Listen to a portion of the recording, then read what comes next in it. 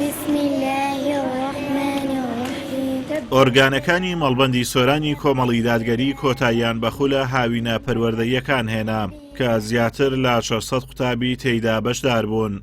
کارژێڕی بانگەواز و پەروەردەی مەڵبەندی سۆرانی کۆمەڵی دادگەری دەڵێت کاری لە پێشینەمان پەروەردەکردنی نەوەیەکی سەرڕاست و سوودبەخش و ئامانزدارە کە لەسەر ڕێبازی ئاینی پیرۆزی ئیسلام پەروەردەکرابێت. وەلێرەوە زۆر سوپاسی هەموو ئەو ئۆرگانانە ئەەکەم لە سنووری مەڵبەندەکەمان لە ئەنجومەنی خوشکان و برایان و دەستگای نووری حیکمە کە ساڵانە بە ئەرشی خۆیان هەڵەستن بەکردنەوەی خولی زۆرە زۆری پەروەردەیی.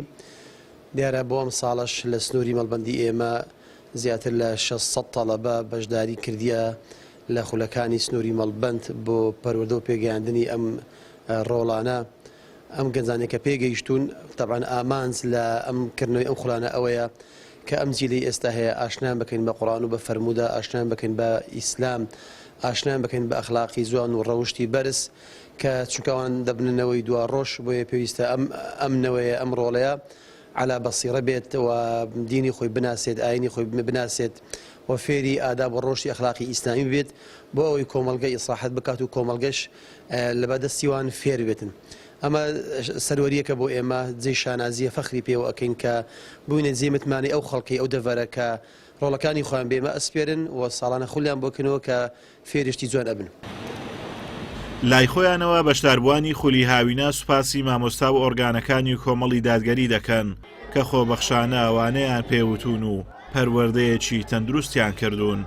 سوپاسی ئەنجومەنی سۆران دەکەین کە ئەو خولە هاوینیان بۆیمە کردەوە. سوپاسی مامۆستایان شەکەین کە لەگەڵ ماماندی بوون بۆ ئەوەی ئاداب و قوڕان و ئەوە شتانیان فێری مەکردوێت چەند شتی تر. دەستخۆشی مامۆستاکان دەکەی فێری قوڕانی کردین ژیاننامەی پێغەمبەران زۆر سوپاسیان دەکەین، دەستخۆشیان لێکەین بۆ مامۆستاکان. فێری ناوەکانی خوا بووین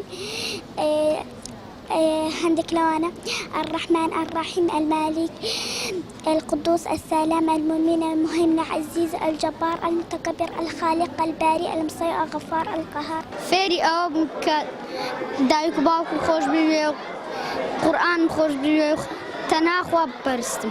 فيري زور شو بيوي قرآن مخندي توا يعني أمن زور بزور قرآن كان نازان فيريان كرديما.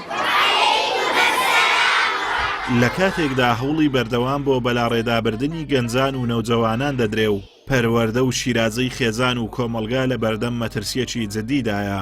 ئەم خول و چالاکیە پەروەردەیی و ڕۆشنبیریانە کە ئۆرگانەکانی کۆمەڵی دادگەری پێی هەڵدەستن بە ڕێگەچارەیەکی واقیعی و کاریگەر دادەنرێت بۆ ڕوبەڕووبوونەوەی ئەم شەپۆلە کە بە کەلتوری کۆمەڵگەی کوردی نامۆیە و لە زیانی کۆمەڵایەتی زیاتر هیچی دیکەی لێبەر هەم نەهاتووە.